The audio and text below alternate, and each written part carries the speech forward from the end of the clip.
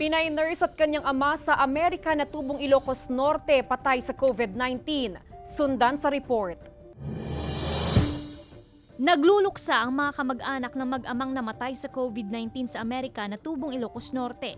Napabalitang namatay kahapon ang Pinay nurse na si Arlene Domingo. Samantalang kanyang ama na si Fernando Aquino namatay rin umano sa COVID-19 isang linggo na ang nakararaan. Hindi namin makikita sila na gano'n ang nangyari sa kanila.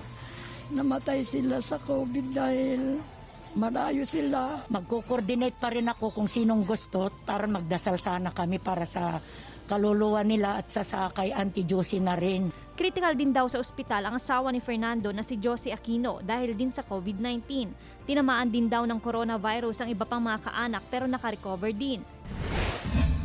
Sa Pangasinan, 10 individual na close contact ng nagpositibo sa COVID-19 mula sa bayan ng Sual ang isinailalim ng Provincial Health Office sa swab test. Mula sa second batch ng swab testing ang COVID-19 positive sa Sual. Isinumiti ang swab sample sa Baguio General Hospital and Medical Center. Yung mga na-swab test, wala po silang mga simptomas na pinakita. Itong ating pong 28 years old male na positibo, siya po ay nailipat na sa isolation facility ng SWAL. Sa ngayon, 80% na rin ng resulta mula sa first batch ng mass testing ang dumating sa probinsya.